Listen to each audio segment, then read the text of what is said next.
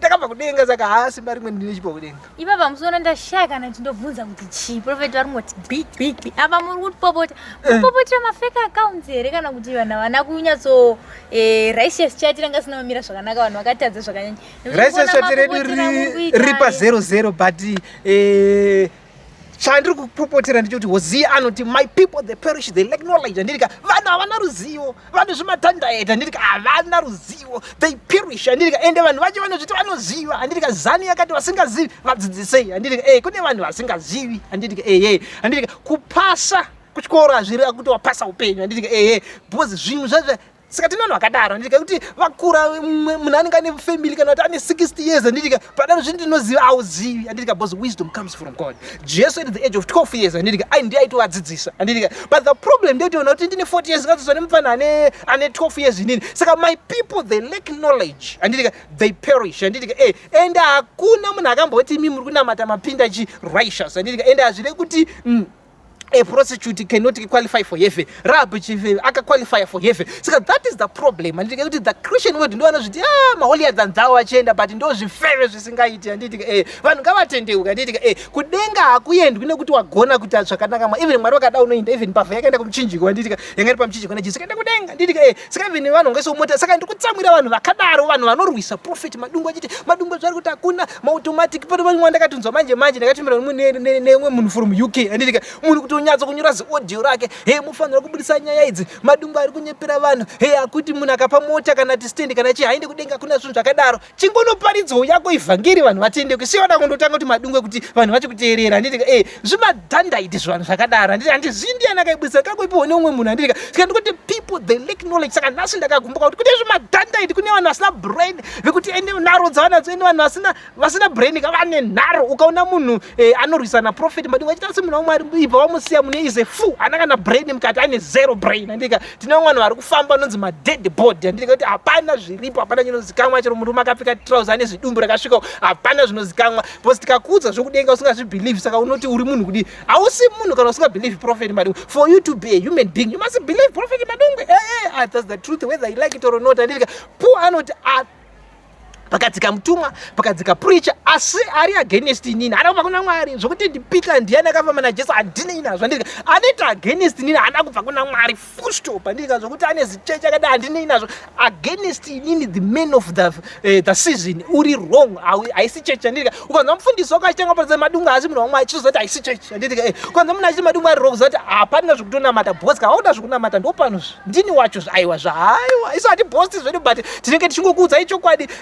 If you know the truth, you shall be free indeed. Ukaziva chokwadi anditi zvimachechi zvenyu zvamuchikonyepera ndiparidza prophet Madungwe hazvisi zvimachechi chechi ndiya prophet Madungwe handiparidzi mufundisi makambonza ndiparidza mufundisi kana kuti ndoparidza Jesu ndapedza zvimachechi zvenyu zviparidza vanhu makaisa munhu waMwari makandoisa munhu hazvisi zvimachechi because chechi haifa kutaura zita remunhu anditi ukaona chechi ichitaura zita remunhu muchechi kuti makaisa munhu waMwari haisi chechi andika chechi haitauri munhu inotaura Jesu zvatopera full stop inohamba neitaura ana basa nemunhu ndototaura zvaJesu kuti Jesu ari kuti zvakati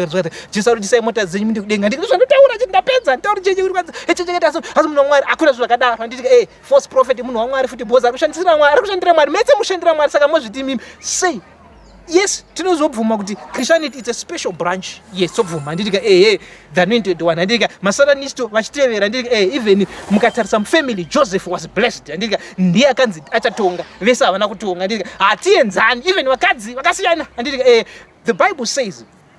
Russia was very beautiful Leah was ugly andika zoti even Jacob akazviona kati mukadzi handisi kumuda andika saka pasazobva vamhonyeperana mudzimba dzenyu ukatuka inini watotuka Mwari. The Bible says anga akashata ugly andika zvei zvokuda kuvharidzira kushata kwenyu makashata garai kudzimba dzenyu makashata makadaro andika panonzi neThe Bible andika Leah was very ugly andika but Russia was very beautiful zvokuti kune munhu kuti vari makapfuura ndizoti hazveshuwa munhu akanaka andika chero vafundisi vanoita kudzima idzika so andika akanaka hazvibhisiki because beauty something comes from God andika kana wakashata kana ndakashata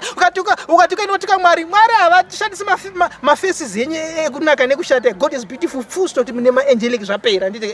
but munhu yenanzi akashata rational saka mozoti vakadzi vakafanana hakuna zvakafanana anditi and this even Bible rinoti Abraham Sarah was very beautiful zoti madzimambo chaikoka vaitoka mutarisa soka vaimutora dzasvemakana sera akatora. It was very beautiful. Wako mukadziro akafamba pana nombopisisa kuti kwai vakadzi vakafana akuna zvakadara ndika you lack knowledge ndika vakadzi avana kufanana because kune vakanaka kune vakashata ndika saka ukana ukarora chidhura chako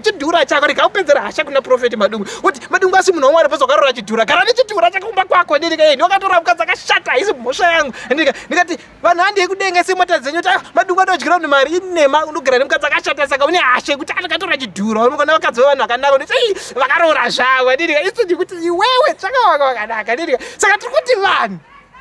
zvinhu zvakafanana izvo ndika ari kuseva kristianity ari kuseva yesu vavana kuti mukadzi akanaka niye akashata toti akashata asi mukadzi era ndika ana akashata mukadzi asi kuzvariro here vanhu ari kuzvarirwa vana wana saka kuti iwe mukadzi wako akashata saka asi mukadzi pozi inongo akanaka saka ndiye mukadzi aiwa kuna zvakadaro ndika satanism ari kutozviridona mwari then makrishani mutozviridona saka makafanana mese ndika it's an extension of Christianity ndika ndataura ndikati pabasa hazviri kuti manager ndiye anonzi ndiye ari kugadzira chingwa kubheka zini chete ndika kune ari kungotsvairawo pasa ndika hatozivi kuti chingwa chinobikwa sei kana chinomixwa flour sei ndika but akabvunzwa kuti unoshanda kupisha mwana unoshanda kubheka zini even achitsvaira pari kubvunza kuti chingwa chacho chinobikwa sei hazivi ndika saka ibosei uchizoti munhu ari kutsvaira hake ikoko kuti aiyo bosi ari kutsvaira kubheka zini but haashandi bosi haziri chingwa chobika sei whether munhu asa hake kuti ari kuseva hake Satani but Satani ndiwa mwari ndika iye ndakasikwa futi namwari Satani akamuba saka zvese ndisamwari saka tiri kuti guys musasera muchinetsa navanhu vachiti ma-false prophet even ukatarisa vanhu vacho visani kuti ma-prophets ese they're false andidika ivo ndiwo mafake andidika even vanhu vari panonzi mafake ini ndini original kuti zvanhu zvese zvamuona zvichifamba murodhi zvimwe zvingoti Prophet Madungwe asi havasi vanhu andidika chazoibata futi pamberi kana mwari